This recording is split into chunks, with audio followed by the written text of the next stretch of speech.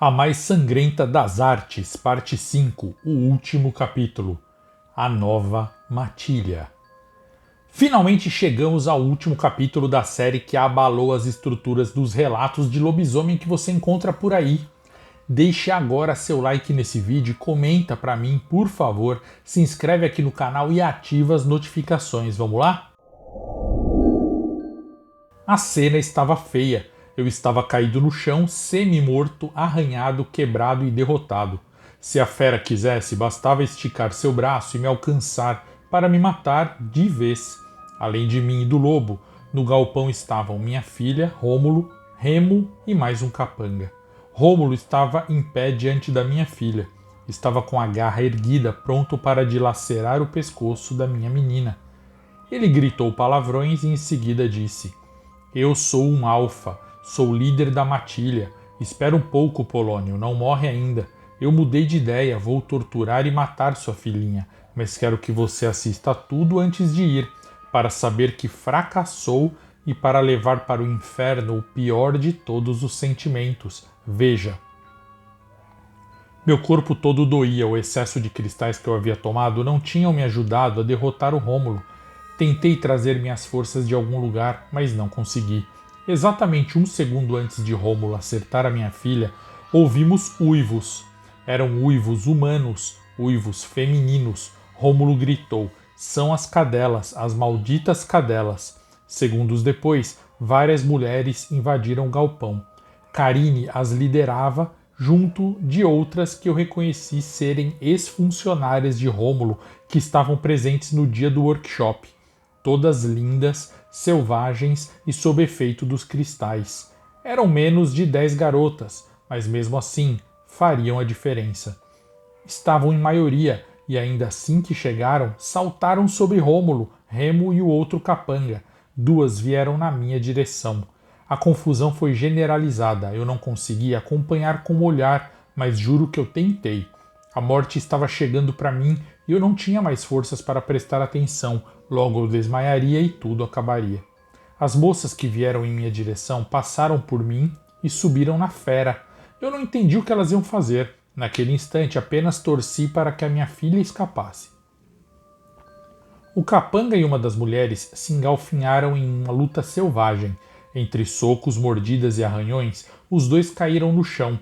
O capanga estava morto e a garota estava bem ferida e permaneceu deitada.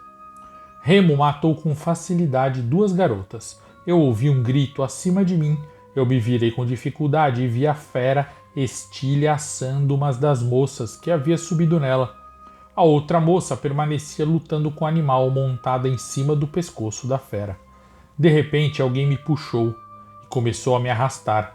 Foi Karine. Ela me puxou cerca de 1 metro para fora do alcance da fera e disse: "Tá mal, hein, Polônio?" Eu respondi quase sem força: "Me ajuda, me ajuda." Ela olhou, sorriu e disse: "Desculpe, querido, mas a situação não tem mais volta. Você tem 1 minuto ou 2 de vida apenas. Dá para sentir o cheiro da morte chegando em você." Eu aceitei o meu destino e pedi: "Então, por favor, salva minha filha." Ela concordou e correu em direção à minha filha. Soltou ela da cadeira e a mandou correr, e ela correu. Rômulo viu tudo e gritou.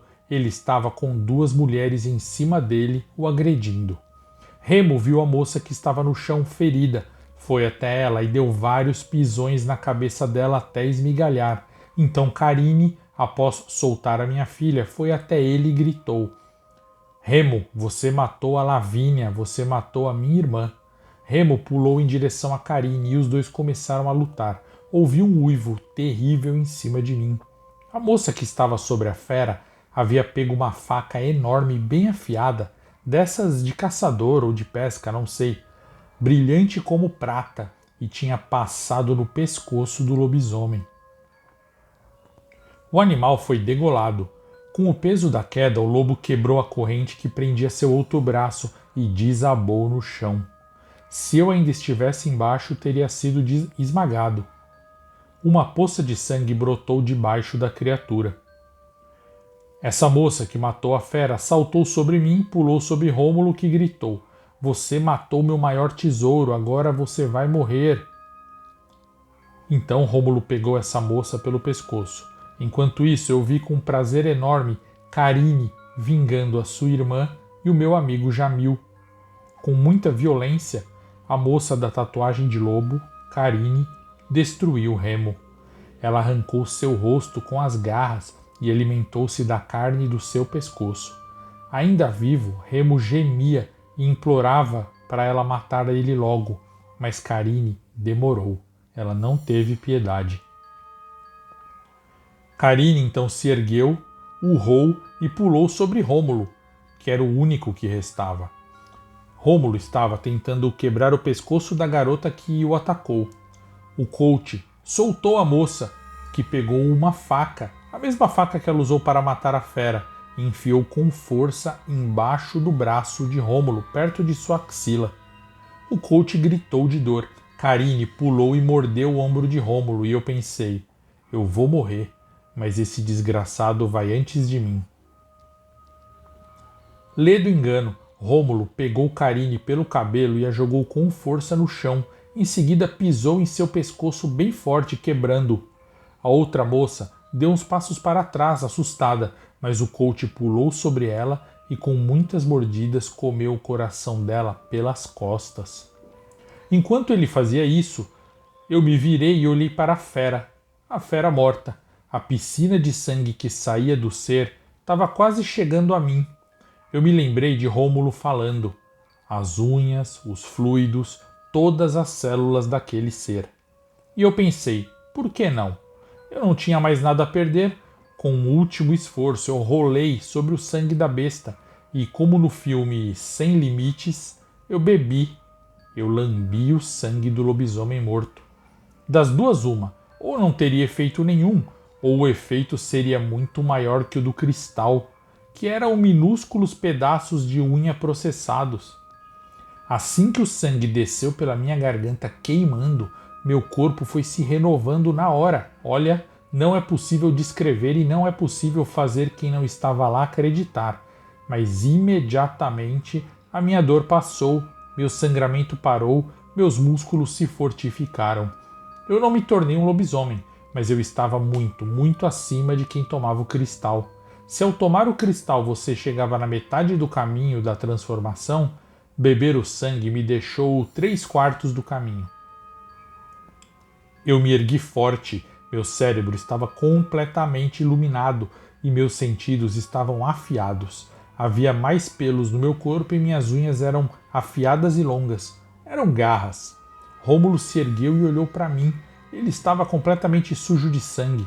Todos no local, exceto eu e ele. Minha filha havia fugido e eu teria que encontrá-la, mas somente eu e ele estávamos lá e ainda estávamos vivos. Agora era a hora de acabar com Rômulo. Vendo o meu estado, ele rosnou. Eu rosnei mais alto. Então corri até ele, que me agrediu com seu braço, mas não foi nada. Eu segurei o seu pulso e ele não acreditou na velocidade com que eu fiz isso, pois ele era rápido e por isso tinha matado os outros, mas eu estava muito mais rápido. Eu mordi o seu pulso com muita força. O sangue quente tinha um sabor delicioso. Ele urrou de dor e tentou puxar o braço de volta, mas eu não soltei. Então, com meu outro braço, eu agarrei na nuca de Rômulo e o aproximei de mim. Então ele falou: Polônio, por favor, seja meu líder. Eu vou te seguir. Você venceu. Você é o alfa. Me poupe e eu serei seu servo. Me deixe experimentar só uma gotinha do sangue da fera. Eu te imploro. Eu estava com muito ódio. Tombei a cabeça dele para o lado e falei: o workshop acabou. Então mordi forte e fundo a garganta de Rômulo, tirando um grande pedaço. Mordi devagar, para ele sentir a minha mandíbula furando a sua pele, seus nervos, sua carne, até os dentes se encontrarem dentro do pescoço dele. Ele gritou e sofreu muito até morrer. Eu cuspi a carne dele no chão e olhei ao meu redor. O cenário era desastroso. Todo mundo morto. Eu precisava encontrar a minha filha. Com os meus sentidos apurados, saltei para fora do galpão e corri como um louco na fazenda. tentando rastreá-la, até que percebi seu cheiro e eu o segui. Ela havia corrido bastante, se afastado bem, estava bem longe. Quando eu a localizei, eu vi que ela me olhou, mas não conseguiu me identificar porque eu estava na escuridão da mata e da noite. Ela gritou. Deve ter pensado que era algum animal e começou a correr mais ainda. Não sei porquê, mas aquilo atiçou os meus instintos e eu pensei que ela fosse uma espécie de presa, por isso eu saltei sobre ela. Eu ia atacá-la e matá-la. Caí sobre ela e ela se virou para mim. Quando ela me viu, ela me identificou e perguntou: Pai? Sua voz e seu rosto trouxeram as lembranças dela bebê, dela criança, dela adolescente, das nossas brincadeiras e tudo mais. Eu fui me recordando e me controlando. Ela estava apavorada. Respirei fundo, fui me acalmando. Ela percebeu, eu a liberei, caí para o lado exausto. E ela falou novamente: Pai, tá tudo bem? E eu falei: Preciso descansar. E eu desmaiei. Acho que cochilei por cerca de meia hora. Eu acordei com a minha filha mesmo, me chamando: Pai, pai, a gente precisa ir. O efeito da fera, ou melhor, do sangue da fera em mim, ainda existia, mas estava sob controle da minha mente, como ocorria com o cristal. Eu me levantei, eu estava bem fisicamente, porém com a roupa rasgada e todo sujo. Já era o fim da madrugada. Fomos andando até a porteira antes de amanhecer. Lá já havia muitos carros parados, alguns inclusive com placas oficiais do governo. Vários homens estavam ali circulando. Minha filha se espantou. Nossa, pai, quem serão eles? Eu respondi: Fica tranquila que eu chamei eles aqui. Isso foi porque no dia anterior, enquanto eu ia nos bancos e eu estava sendo seguido pelos homens de Rômulo na van, além de eu encontrar a Karine para pegar os cristais dentro de um banco, conforme eu falei antes, mas não revelei, eu enviei para Christopher a localização exata da fazenda pelo meu celular. E depois, obviamente, eu apaguei tudo do celular, pois eu sabia que eles iam checar.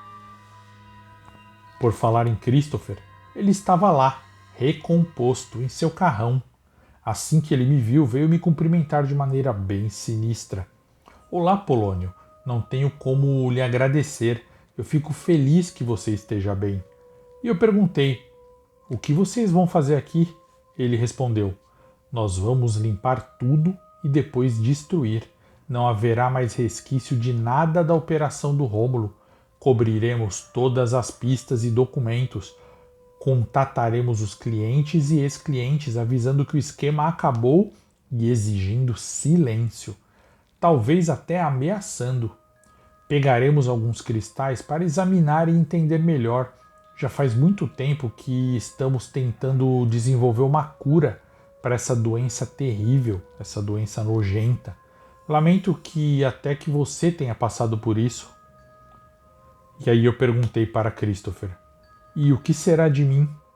E ele respondeu: Olha, esse seu vício foi terrível e a abstinência vai ser ainda pior. Eu não vou mentir, é muito provável que você morra em breve. Se tiver interesse em se juntar à minha operação, é provável que a minha empresa possa tratá-lo com aquela solução que eu te falei. Porém, sua filha também terá que passar pelo mesmo processo. Eu sorri e agradeci, mas falei: Senhor Christopher, muito obrigado, mas não precisa. Passarei por tudo o que eu preciso passar sozinho. Eu só quero ficar em paz. E Christopher falou: Nós confiamos em você. Temos certeza de que o senhor Polônio, ficará em silêncio e esquecerá tudo isso que aconteceu. Sua filha aqui também, né? Ninguém pode contar para ninguém sobre o que aconteceu aqui, sobre nada disso, sobre nossa operação ou sobre o tal do Brasil oculto que Rômulo deve ter te falado. Esqueça isso tudo para sempre. Nós vamos ficar vigiando o Senhor por um tempo ainda, mas é só por questão de formalidade. Temos certeza de que agora, para o Senhor, só resta morrer em paz. E eu falei: Claro, sim. Infelizmente é uma verdade e eu concordo. Sr. Christopher, eu tinha feito uma transferência de muito dinheiro para o Rômulo ontem. Será que seria possível me devolverem? E ele me respondeu: lamento. Todas as posses do Rômulo serão imediatamente absorvidas legalmente pela minha operação. Se o senhor quiser, eu posso lhe emprestar algum dinheiro. Eu respondi: não precisa, tudo bem. E em relação à fera, o que vocês farão com o corpo dela? Nessa hora, Christopher se espantou e pareceu assustado. Fera? O senhor está me dizendo que havia mesmo uma fera aí dentro? Um ser? O senhor tem certeza? Eu respondi: sim, mataram ela lá. Tá lá no galpão o corpo dela, na cela. Não encontraram? E Christopher falou: negativo. Não tinha fera nenhuma. Isso que o senhor está me falando implica que alguém pegou o corpo dela e escondeu. Eu vou precisar cuidar disso agora. Bom, vamos nos despedir aqui. Senhor Polônio, há algum cristal em sua posse? Aqui, na sua casa ou em algum lugar que o senhor saiba? Eu preciso que o senhor me diga. O senhor sabe se alguém ainda tem o cristal? Pois tudo tem que ser recolhido e destruído. E eu respondi: não, todo mundo morreu. Só os ex-clientes do Rômulo é que devem ter. E ele falou: ah, sim, no caso deles nós resolveremos. O senhor pode destruir os documentos e panfletos que tiver sobre tudo isso na sua casa? Eu espero que sim. E eu respondi: claro, nunca mais eu quero nem pensar nesse assunto. Então ele esticou a mão e disse: ok, até nunca mais. Seja feliz no restante de vida que o senhor ainda tem, senhor Polônio. Agora preciso ir. Tenho que mandar procurarem esse ladrão que escondeu o corpo da fera. Apertei a mão gelada de Christopher e nos despedimos. Eu queria dizer que nunca mais o vi, mas ele, infelizmente, está frequentemente na televisão brasileira. Ele sempre aparece, ele, seus homens, suas empresas, sempre estão envolvidos em política e economia, sempre. Também já vi seus homens me seguindo. Já notei coisas da minha casa reviradas. Acho que a vigilância deles sobre mim ainda durará algum tempo. Retornamos à cidade por carona, eu e a minha filha. O tempo todo pedi que minha filha esquecesse tudo que ela viu, esquecesse o assunto. Contei a ela uma história bem por cima e cheia de furos. Ela não acreditou, mas também não ligou. Passei a fingir para ela que tudo ficaria bem e que ela deveria seguir a própria vida. Ela concordou e aos poucos retomou as rotinas de sua vida, voltando até para a faculdade. O efeito do sangue da fera que eu ingeri durou mais um tempinho, alguns dias. Foi um tempo feliz, porém foi um tempo de despedida e de aproveitar um pouco a vida, o pouco que me restava. Logo em seguida, meu corpo começou novamente a definhar.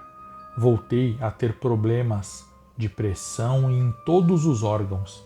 Voltei a ser um fracassado, sem vontade e sem iniciativa, só que muito pior que antes. Aquela vizinha, influencer, nunca mais quis saber nada de mim. Ela não quis ficar comigo.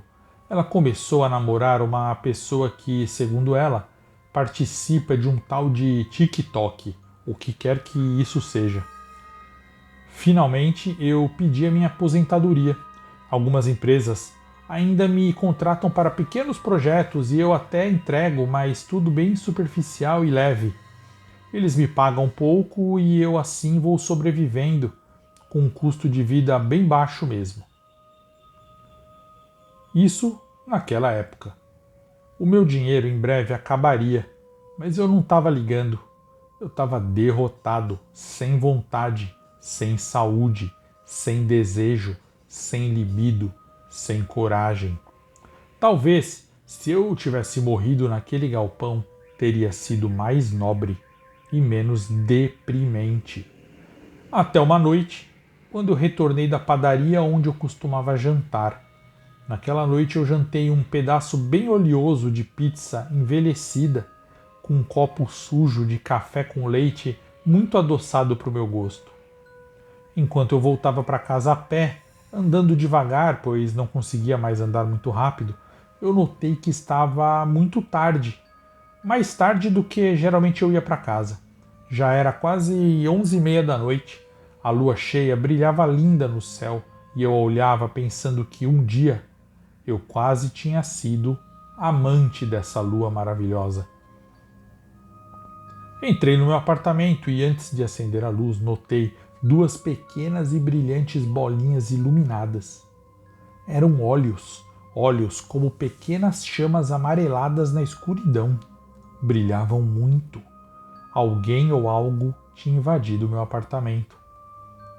Acendi a luz. Era uma mulher, na verdade. Era a mulher. A mais linda mulher que eu já tinha visto acordado. Sim, porque eu já conhecia essa mulher dos meus sonhos. Era aquela belíssima moça ruiva das florestas celtas. Ela estava com calça jeans e camiseta branca, o que lhe conferia um ar mais jovial e normal, apesar de eu sentir que ela era bem velha, bem antiga. Eu fiquei sem palavras de ver a mulher que estava nos meus sonhos ali na minha frente de carne e osso. Mas ela me chamou, falando em português com um sotaque muito forte da Irlanda. Ela falou: "Pode se sentar, Polônio, por favor." Eu pensei: acho que eu estou delirando, é a morte que chegou, meus órgãos já estavam mesmo no fim por causa do cristal. Assim que eu me sentei de frente a ela, obedecendo a sua ordem, ela disse: "Polônio, eu sonhei muito com você." E eu respondi: "Eu também. Há muito tempo eu venho sonhando." E ela falou: "Sim, mas você provavelmente sonha comigo há semanas ou meses, enquanto eu sonho com você há décadas, desde antes de eu ser capturada por Rômulo lá na Irlanda. Eu sabia que eu ia conhecê-lo um dia e fiquei espantada quando o vi naquele galpão." Eu perguntei: "No galpão?" Ela riu. "Sim, quando eu vi você no galpão. Eu estava lá, Polônio, acorrentada. Eu fui trazida com grande violência. Fiquei presa, fui explorada e por fim fui degolada. Mas pelo menos eu lhe encontrei e finalmente fiquei feliz que o meu sangue tenha te ajudado a sobreviver." Isso mesmo, ela era aquela fera. Ela era a fera que tinha sobrevivido e escapado por conta própria. Eu não soube na hora se eu devia sentir medo ou tesão, mas ela falou: "Me desculpe, Polônio, por só poder vir aqui agora. Eu estou lhe observando desde aquele dia, mas eu tive que esperar aqueles vermes antigos pararem de te seguir e de te espionar. E eles pararam já há alguns dias. Para eles, você já está praticamente morto, está acabado. Nunca mais eles vão te investigar." "Diga-me, Polônio, você está mesmo acabado?" Eu não respondi nada, novamente, e ela continuou falando: "Polônio, eu parto hoje para a Irlanda. Voltarei para minha terra, mas antes, claro, passarei por outros continentes para ver como meus irmãos estão." E eu falei: que bom que você não morreu." Eu não sabia exatamente o que dizer. Então ela se levantou e estendeu sua mão para me cumprimentar e se despedir, e eu fiz o mesmo. Ela pegou a minha mão e apertou. Seu toque e sua pele eram muito macios. Ela era cheirosa como a relva. Então, do nada, a pressão da mão dela sobre a minha foi aumentando. Ela foi apertando forte, forte, quase esmagando os ossos, e falou: "Polônio, eu não poderia ir embora sem lhe deixar o meu presente. Esse era seu destino antes mesmo de você nascer." Antes que eu falasse qualquer coisa, ela me puxou para si em um segundo e então se transformou na fera, rapidamente, muito rápido mesmo. Ficou encurvada na minha sala, pois não cabia no teto. Então ela rosnou baixo e mordeu bem forte o meu ombro. Eu urrei de dor e caí no chão. Em segundos, ela novamente se transformou em mulher, mas dessa vez estava nua, afinal suas roupas haviam rasgado. Sua longa cabeleira ruiva cobria parte da sua nudez, mas enquanto eu desmaiava, pude vê-la, sem roupa, maravilhosa, e ainda pude também ouvir ela dizer: Polônio, me desculpa, mas eu vou pegar umas roupas da sua filha emprestada para poder ir embora. Você agora é o meu irmão. É o meu irmão responsável por este continente. Seja sábio e discreto. Cuidado para não ser capturado. Então ela se foi e eu desmaiei. Acordei somente 3 dias depois, no chão da minha sala. O rasgo da mordida no ombro estava totalmente cicatrizado. Eu nunca, nem na minha juventude, me senti tão forte e saudável na vida. Eu sou invencível. Desta vez, diferente da ação do cristal, eu sou um homem incontrolado. Não sou agressivo e nem dependente de nada. Como a mulher, eu posso me transformar em um homem-lobo gigantesco e assustador quando eu quero. É mais fácil à noite e fica quase irresistível nas luas cheias. Andei vendo em alguns anúncios no mercado negro de vendas de coisas proibidas pequenos cristais e por isso estou investigando quem está vendendo e qual é a fonte, pois eu preciso encerrar com todas essas operações, como fiz com a de Rômulo. Às vezes eu me transformo, faço isso e corro livre por grandes espaços selvagens, serras e matas. Sou o único das Américas como eu, o único do meu tipo por enquanto. Eu voltei a ter sucesso nos negócios e com as mulheres, mas nunca mais com exageros como antes. Eu faço tudo de maneira equilibrada e discreta. Consegui mais dinheiro do que jamais tive em toda a minha vida, sem chamar atenção. Não posso ser visto por Christopher ou por outros interesseiros como Rômulo. Ainda assim, eu retomei o meu mais importante projeto, e isso é importante que você saiba. Eu retomei e reiniciei a iniciativa dos 27. Estou escolhendo 27 pessoas de qualquer sexo ou idade, mas que queiram ser como eu e compor a minha matilha, a minha alcateia, o meu clã. Estou escolhendo apenas os bons, os justos e honestos. Já escolhi alguns e os transformei, enviando-os para outros estados do país para que sigam aumentando meus domínios de maneira criteriosa, seletiva e discreta. Diferente de Rômulo, não há cristais, apenas mordidas e transformação real. Eu tenho certeza de que você, que me ouve, já cruzou na rua com alguém da minha crescente matilha, da minha alcateia, do meu clã. Quem sabe, se você tiver muita sorte e merecer, você também não venha fazer parte. Você também não faça parte do Brasil oculto.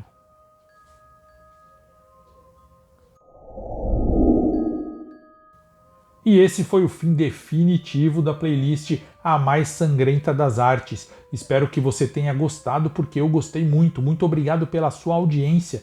No sábado que vem começaremos outra playlist incrível, como estas aqui que estamos tendo e que você adora. Deixe agora seu like no vídeo, comente o que achou, se inscreva no canal e aproveite para ativar as notificações. E não se esqueça, aqui o terror vai rolar e vai rolar direto. Meu nome é Luciano Milici. Nos vemos em Sete Além.